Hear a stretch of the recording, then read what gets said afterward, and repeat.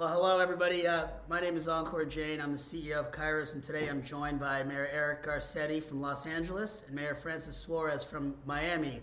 So first of all, thank you guys for being here. It's kind of a crazy time, but I think what's craziest about this conversation is there's a Republican and a Democrat on the same video call, and no one's yelling at each other. So we're off to a good start. Part of the reason why we never argue is because, first of all, he beat my team in the NBA Finals. I didn't bring it up. He did. You know? I figured I might as well steal your thunder on that one. Thank you. That's right. So, Mayor Garcetti, I've got a lot of friends out in LA. Yeah. I know you guys just had to shut the city down again as the virus has surged. And Mayor Suarez, I know you've recently had to go through this in Miami. I mean, with everything going on, you can imagine why people are just frustrated, especially going into the end of the year here and approaching the Christmas holidays. What do you guys think is going to happen here over the next few weeks? Well, I think Robert Redfield, the head of the CDC, had it right. He said these are going to be the toughest weeks of this entire fight. It's been kind of a cruel month because on one hand, it's like vaccines are coming, and that gave everybody a lot of hope. At the same time, we saw this tidal wave across the country. There's not been one piece of geography that's been spared. And while we've done a really great job in Los Angeles avoiding, tens of thousands of deaths that were projected, COVID doesn't care what you've done yesterday or last month. It only cares about what we're doing today. Listen, I can guarantee you one thing. When Mayor Garcetti and I ran for office, we never in a million years thought we would ever be having to shut anybody down, stop anyone from being able to be gainfully employed. Our emphasis and effort and energy has always been about building things up, has always been about seeing our cities move forward. We're trying to grapple our way through it in the most compassionate way and in the way that, protects our residents the most.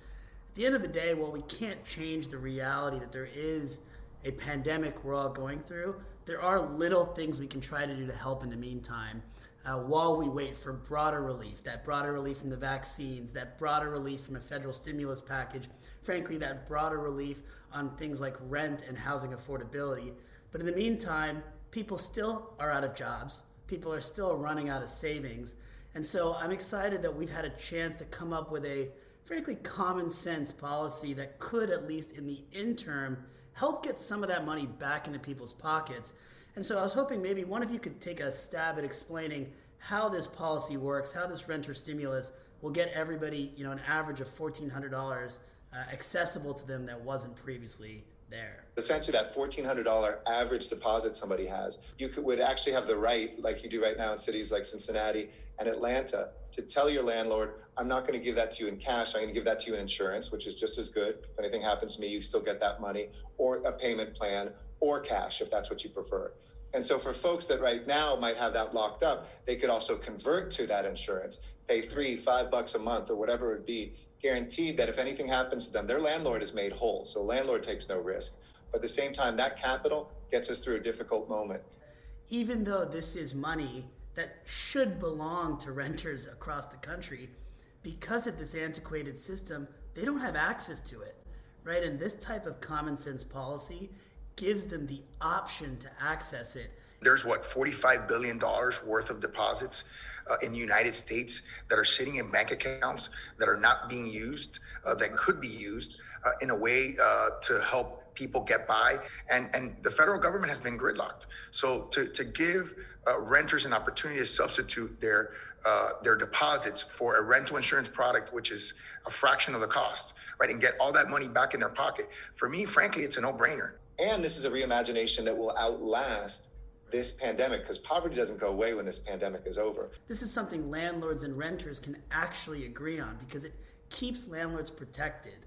It puts money back into people's pockets, and it gives them a choice. These insurance products, they're cheap, they're affordable, right? $3 a month versus $1,400 back in your pocket. For many people, that can be life-changing.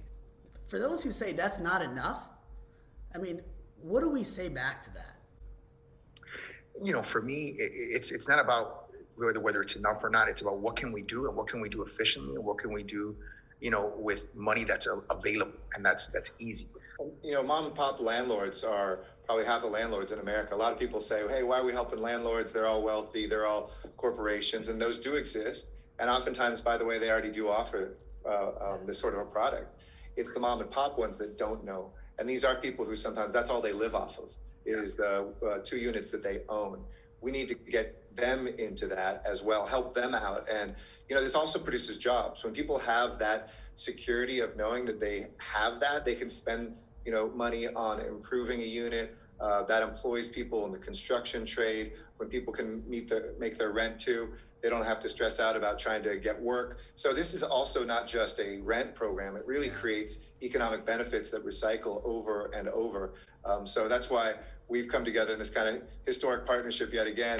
One Republican, one Democrat, one East Coast, one West Coast, 2 Latinos. But, other than that, we're, one championship team, one aspiring championship team. Just had to throw that in there. Well, we agree on this, that there is no reason in a pandemic that any money should be on the sideline of this economy or should be out of reach of those that are suffering right now. This isn't meant to replace broader reforms, but this can put a lot of money back into people's pockets at a time that they need it most.